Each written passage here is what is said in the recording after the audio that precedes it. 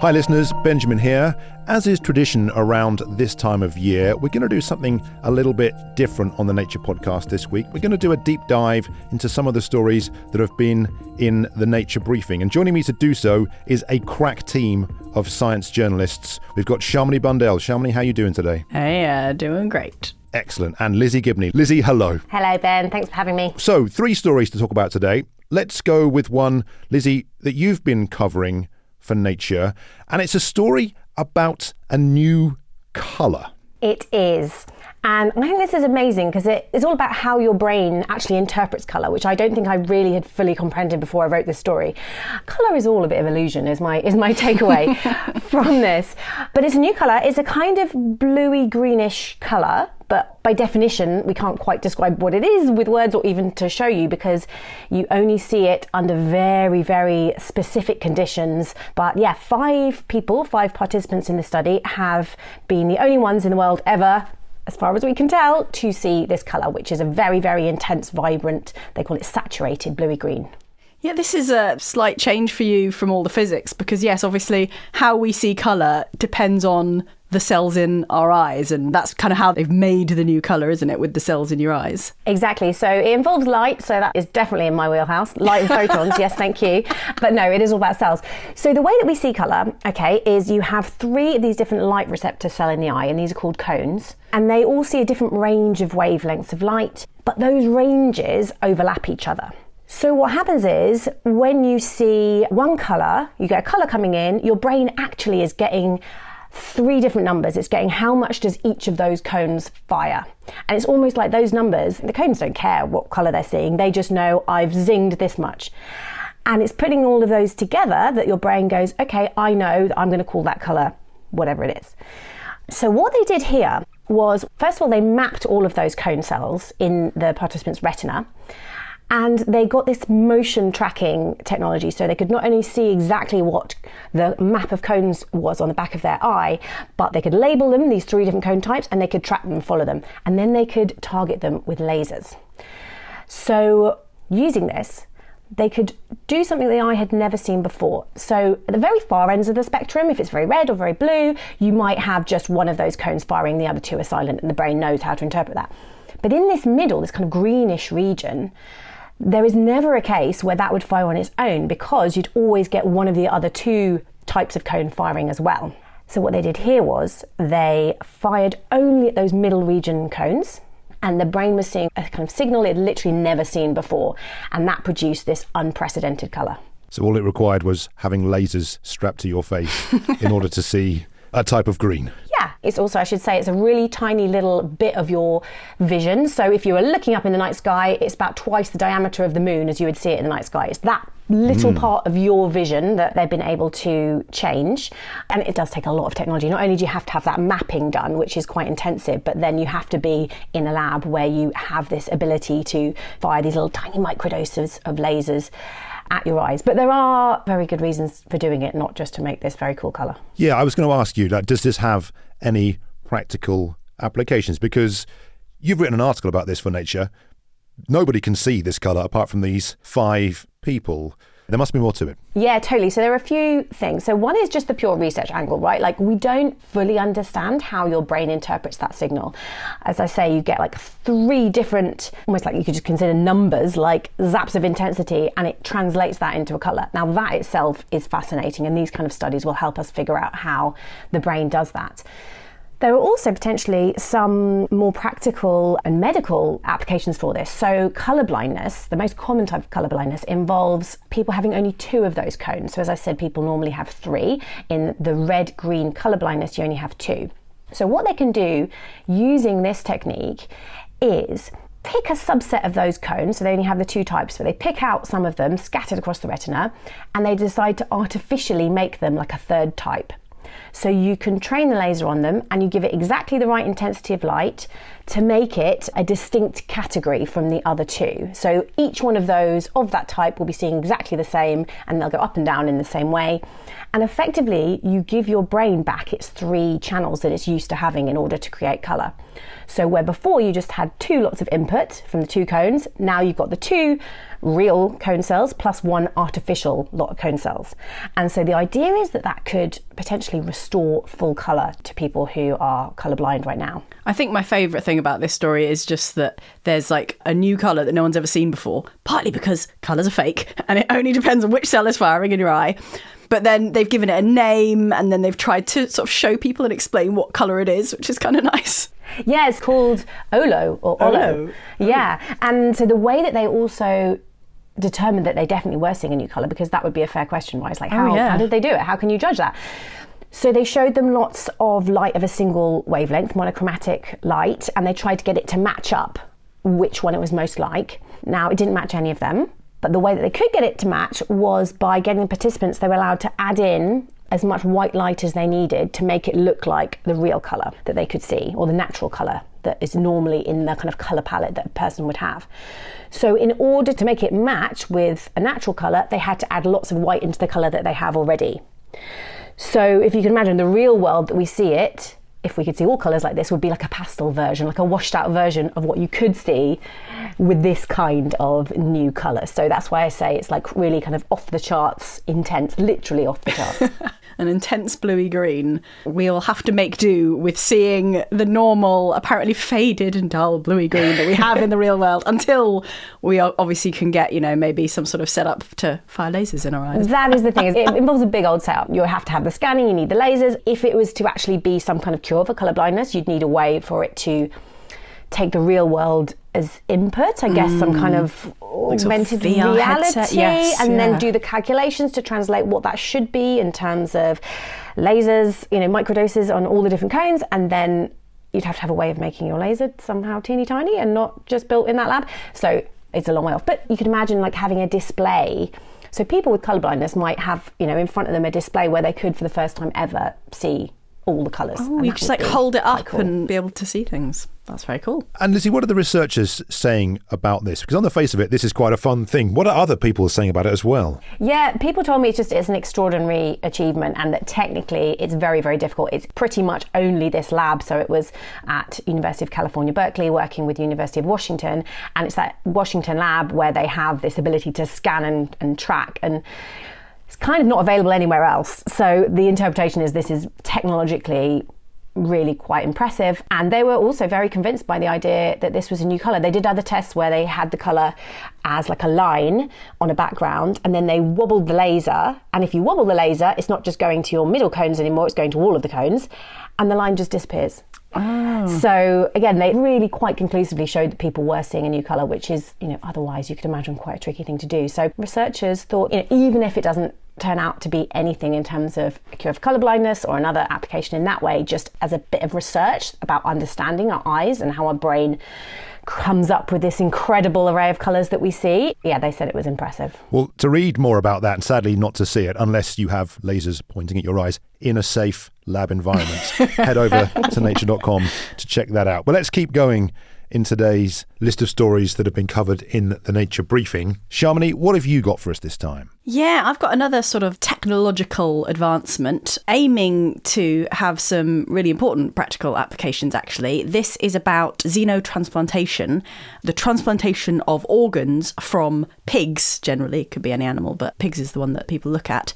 And the US Food and Drug Administration has just approved a trial for pig livers to be used for people with liver failure. It's not actually going to be a transplant, it's going to be pig livers used externally on these people. And it kind of comes after an approval of a trial for kidney transplantation and after quite a long time of experimentation in this xenotransplantation field. Well, we've covered xenotransplants a few times on the podcast because there's a critical need for organs for transplantation. Tell us about this trial then, Shamini. The idea of this one is it's specifically aimed at people with a very serious form of liver failure, which has a mortality rate of about 50%. And there are 4 people who will be in this initial phase of the trial, all of whom have acute on chronic liver failure. So it's when you have a chronic liver disease that suddenly worsens, and a brain disorder caused by impaired liver function. And this is going to be the first time that it's a trial with multiple people. They're going to start off with 2, do some safety checks, then the second 2, and then if that goes well, they want to expand that out. They have done an initial sort of experiment with this before. In 2023, a man in America who was clinically dead was connected to a pig liver. And both in that case and in this trial, these are livers outside the body. So the idea is that when you have liver failure, there is this build-up of harmful waste in the blood. So if the blood can be routed via this external liver, it can be sort of cleaned essentially and then put back in. And with these 4 patients, what they're hoping is that this cleaning of the blood will give their livers time to recover a bit. And I should say that these are all 4 people who aren't, for whatever reason, eligible for human liver transplants, which would obviously be the ideal. But the shortages of human transplant organs is why everyone is very interested, and has been for some time, in trying to work with pig organs. Yeah, I guess you've got to be in quite a dire situation in terms of health to be eligible for a trial like this as well, because it is so experimental. Absolutely. And so far, there have been not trials, but individual experiments where they've put various different organs from pigs into people, and they've all been specifically approved on compassionate grounds by the US FDA, for example, because it is people who are dying, and in most cases those people haven't lived terribly long. But them doing that has been hugely important for the study of, for example, how do we stop the human body rejecting the pig organs? And these are all genetically modified pigs. So the big question is, which genes do you need to change? What kind of genetic modification do you need to do to stop organ rejection by the human body and to avoid viruses and things like that, which has also been an issue. Right. When I talked with our colleague Max Kozlov about implanting pig kidneys into non-human primates, a big part of that was trying to remove viruses that are found inside pig genomes that can reawaken upon transplantation. Yeah, that's definitely been an issue as well, yeah. So this genetic modification of the pig, so that's something that's ongoing then, is it? Trying to figure out kind of exactly the right genes that you need to alter in order to have a liver that is compatible? I think different groups are experimenting with different modifications, different number of modifications. And it's quite hard to test this out because there is a lot of testing on primates, but putting a pig liver in a baboon, say, is completely different. What you need to do is to work out how it's going to work in humans. And as you say, it's quite an extreme step. You have to have quite specific circumstances to be able to do this. But yeah, we are now finally getting the go-ahead from the FDA for actual trials. So this is a really significant step forward. And what's the timeline then for how this proceeds, Shamini? So this trial with external pig livers and also the trial that was also approved recently with kidneys are both due to begin later this year. And for this liver trial, there will basically be a 2-week period in which the participants will be connected, not continuously, but for a total of 72 hours, they'll be hooked up to this pig liver and the blood will be going through the pig liver. And then they will be monitored for a year to see if there's been any changes, see the safety of that procedure. Hopefully that will keep those people alive. Maybe the livers regain some function and then the researchers will be able to see after a year and then maybe expand this trial. I guess that's it, is the hope is it's taken a really long time to get to this point, but it will be able to accelerate once there are more compatible livers and there's more proof of safety. You'll be able to do bigger trials and you'll get more funding. But it might also then throw up the new problems that we haven't seen before, particularly infections and organ rejection. And so it might then also be a matter of finding a new problem and then going back to the genetic modification drawing board to then solve that problem. Well, thank you for laying out the timeline then. We've covered this story a fair bit and I'm sure we will continue to do so. There is, weirdly, some through lines to the story that I've got, which on the face of it is a fun one, but we'll unpick that a little bit towards the end. Now, my story is also something we've been keeping an eye on here at Nature, and it's about lab-grown meat. And the reason that I picked this story to talk about is there is an absolutely incredible headline over at nature.com/news. And part of the headline is "Winner, winner, lab made dinner." And it's a story based on a Trends in Biology paper, and it's about growing a small lump of meat, of chicken to be precise, which could be potentially a big step forward for this endeavour to create more lab-grown meat. So what's the kind of state of play at the moment? Because I've heard about people growing meat in labs, for people who don't want to eat animals and for people who want to think about the environment and find other ways of getting protein. But what stage have we been at before now then? Yeah, lab-grown meat is available and you can buy it in some countries. Here in the UK, it is approved for use in some pet food, for example, but there are products that are available for human consumption too. But the meat created in a lot of these efforts, really, it's only tiny pieces of meat. And what happens is these are sometimes grown on a scaffold or they're stuck together with edible glue. In one example, they're 3D printed kind of fat cells and muscle cells to create this larger structure. But if you want an actual chunk, an actual piece of meat, that's what some people are looking to do. And it's desirable because it helps mimic the structure and the texture of meat that it's trying to emulate. And that's been really, really hard to do because cells, when they're growing, they need a lot of oxygen, they need a lot of nutrients. And in physiology, that's what blood vessels are for, right? They're really good at delivering oxygen and nutrients and all the rest of it to the places that needs to be done.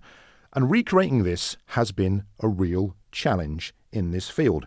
And that's what a team appear to have done in this instance. They've designed a way of growing cells, but also perfusing them, I think is the right word, with the things that they need. And their setup, well, it seems quite simple on the face of it. It is kind of two blocks, and stretched between them are lots and lots of fibres. Now, these are semi-permeable hollow fibres, and they're the type used in household water filters and in kidney dialysis machines. Now, there's a picture of this in the article. You can see it for yourself. We'll put a link in the show notes. And these semi-hollow fibres do exactly the job of blood vessels, right? They provide oxygen, they provide nutrients, they take waste away, and it's enabled this team to grow a small chunk of chicken. But much bigger than the chunks we had before. Much bigger than the chunks we had before. The measurements are 7 centimetres long, 4 centimetres wide, 2¼ centimetres thick, 11 grams. For those of you trying to keep score at home, it's about the size of a chicken nugget. So when we're talking about like it's lab-grown meat, here is some chicken. We're talking about chicken muscle cells. And the challenge is to get them to survive, sort of stick together, grow as a muscular chunk.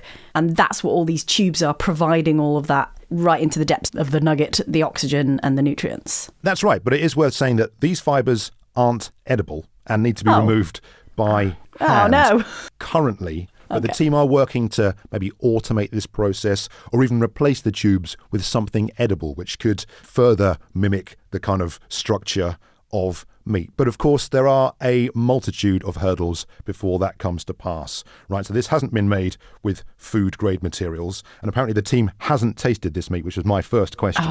But issues involved in scaling, if you want something bigger, you need more oxygen, so you need more fake vasculature. It's really expensive in this instance. The team are looking to enhance the flavour, all these sorts of things. But it does have potential, they say, to maybe be used to grow other sorts of meat, and potentially even in regenerative medicine. And I said there was a through line to your story, Shamini. Okay. It could be helped to grow organs, which obviously are, in some cases, pretty big and require lots of nutrients and oxygen. Now, it has to be said, that is a very, very, very long way down the track. And this is the first example. But some folk are saying it's quite a big step that researchers have been looking to overcome. It hadn't occurred to me that the drive for lab-grown meat would also have, a potential side effect of improvements for regenerative medicine. That's quite interesting. Yeah, but of course there are lots of discussions and debates going on around this. Advocates say that lab-grown meat uses less land, has a smaller carbon footprint. Others say it's unsustainably expensive, it's really energy intensive. Potentially what would be better for the planet and for human health overall would be switching to a vegetarian diet, that sort of thing. But it's an interesting field and one that lots of people are looking at, both academically and in terms of commercial reasons as well. I guess that's it, because I'm someone who doesn't eat meat and I cannot say I find this appealing. And I do on ethical grounds, but like the idea that, it's fine because it's grown in a lab. It would be fine because it's grown in a lab, but I, don't really want to eat it. But I guess for a lot of people who are very used to having meat in their diet, that would be a great solution, is you can switch to something which tastes hopefully almost exactly the same, but could have a whole load of other benefits if, of course, you can make all of the different numbers add up in terms of energy requirements and how expensive the process is. Yeah, because it's not just about what individuals should be choosing, it's about trying to potentially change behaviour on a larger scale in a way that might, for example, reduce carbon emissions from beef production, say. So I can certainly see something like that having a big impact if it's widespread and, cheap enough, as you say. Agreed. But as I say, lots of people looking at this, and I'm sure this one's going to come up again and again, and we'll be here to cover it on the Nature Podcast. But for the time being, let's leave it there for this special edition of the Briefing Chat. And listeners, for more on those stories and where you can sign up to get stories just like them delivered directly to your inbox, head over to the show notes. And all that remains to be said is, Lizzie and Shamini, thank you so much for joining me today. Thank you. Thanks very much. See you next time.